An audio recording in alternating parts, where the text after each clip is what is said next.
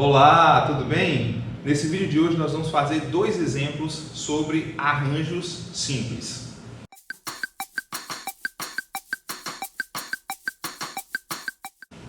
O primeiro deles diz o seguinte: para a eleição do corpo dirigente de uma empresa, candidataram-se 8 pessoas. Pergunta: de quantas maneiras poderão ser escolhidos presidente e vice-presidente? Muito bem, vamos à solução do exemplo 1. A primeira coisa que a gente deve se perguntar quando a gente depara-se com um problema como esse é se faz diferença duas pessoas dentre essas 8 aqui escolhidas serem presidente e vice-presidente ou vice-versa. Por exemplo, se eu tenho aqui entre essas 8 pessoas João e Pedro, faz diferença o Pedro ocupar a vaga de presidente e o João de vice-presidente ou vice-versa?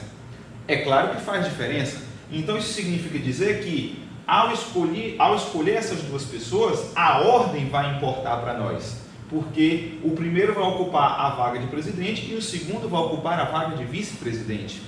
Então, pensado nisso, a gente percebe que esse conceito aqui, que vai resolver esse problema, é o conceito de arranjo e não de combinação, justamente porque depende dessa ordem, certo? A diferença entre arranjo simples e combinação simples é bastante sutil, tem a ver com a ordenação dos elementos escolhidos.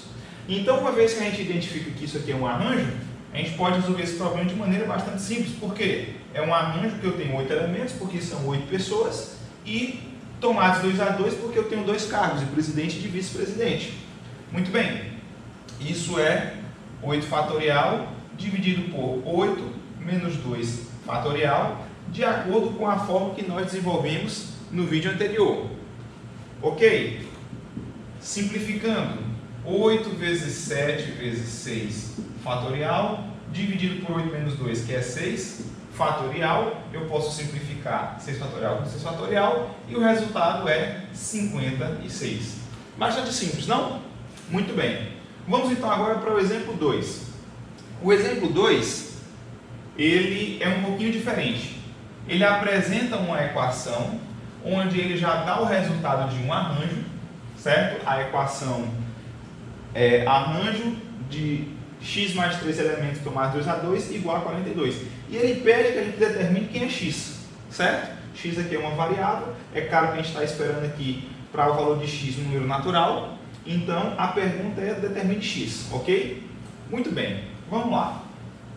Para responder isso, eu vou precisar do conceito que a gente acabou de utilizar, que é aquela fórmula apresentada no vídeo de arranjo simples que a gente fez anteriormente, na nossa aula número 1. Muito bem. Então, vamos usar a definição. Qual a definição aqui? Vamos usar a nossa fórmula. Eu tenho então que x mais 3 fatorial dividido por x mais 3, não é isso mesmo? Menos 2, certo? Vou colocar aqui entre colchetes, fatorial. Essa é a fórmula, né? Aplicando a fórmula que em arranjo, a gente chega nessa expressão. Isso igual a 42. Muito bem.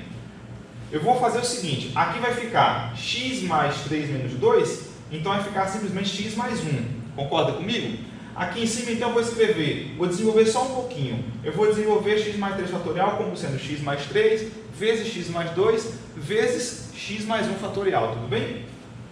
Vamos lá.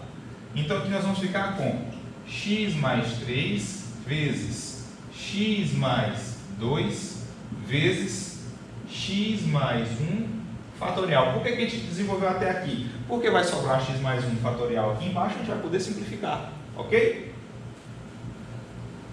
Muito bem, então 3 menos 2, 1, x mais 1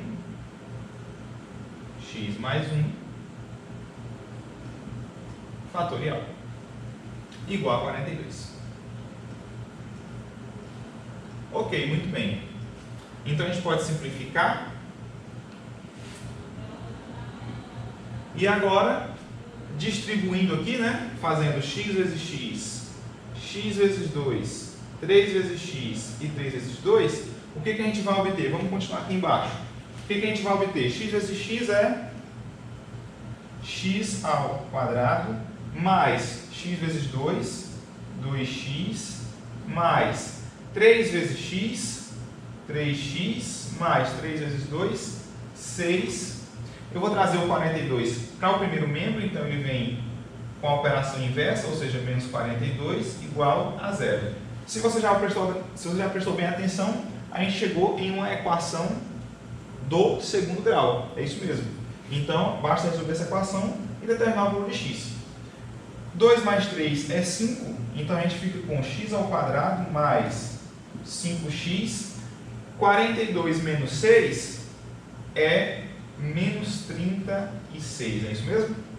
Menos 42 mais 6, menos 36. Muito bem. Se você é bom de soma e produto, você pode tentar resolver essa equação por soma e produto. Entretanto, nem sempre vai ser possível, não é verdade? Aqui a nossa pergunta seria quais são os dois números cuja soma dá menos 5 e o produto dá menos 36. Talvez mentalmente a gente não consiga fazer, certo? Às vezes a gente vai conseguir, às vezes a gente não vai, às vezes vai saltar aos nossos olhos e às vezes não. Por que às vezes a gente não vai conseguir? Porque às vezes a gente não tem um número inteiro, né? Dois números inteiros como sendo a solução de uma equação de grau 2. Então, às vezes envolve radicais e isso nos obriga a ter uma dificuldade de enxergar, né, quais seriam esses números. Entretanto, como a gente está esperando aqui números inteiros como resultado, pode ser que você consiga, né, imaginar quais são esses dois números, cuja soma dá menos 5 e cujo produto dá 36, certo? Eu vou utilizar a fórmula de Bhaskara, tudo bem? Então vamos lá. Pela fórmula de Bhaskara, a gente tem o seguinte, quem que é o delta? O delta é b ao quadrado, que é o 5, menos 4 vezes a, que é 1, vezes c, que é menos 36, ok? Ou seja, 5 ao quadrado, que é 25, menos vezes menos vai dar mais, 4 vezes 36, eu posso fazer 4 vezes 3, né? 4 vezes 30, que é 120, e somar com 4 vezes 6, que é 24, então posso somar com 144. 144 mais 25, isso é 169. 169 é um número bom, por quê? Porque ele é 3 ao quadrado, então é uma raiz exata, né? Na hora que eu for extrair a raiz, é uma raiz exata. Isso é uma coisa muito boa para nossos cálculos aqui. Então vamos lá. Sabemos então que x vai ser igual a menos b, ou seja, menos 5, certo? Menos 5, mais ou menos a raiz de delta, a raiz de 169, dividido por 2 vezes a. Como a aqui é 1, vai ser simplesmente dividido por 2. Muito bem. Isso é o mesmo que menos 5 mais ou menos 13 dividido por 2. Ok, evidentemente que isso aqui vai gerar para nós duas soluções. Quando você empregar o mais, vai gerar uma solução positiva. Quando você empregar o menos, vai gerar uma solução negativa. Então aqui a gente vai ter duas situações. A gente vai ter x igual, isso aqui nos leva a duas situações, né? X igual a menos 5 mais 13, que é 8, dividido por 2, isso resulta em 4, ou, isso aqui seria o x1, isso aqui seria o x2, x2 igual a menos 5 menos 13, o que dá menos 18. Menos 18, dividido por 2, que é menos 9.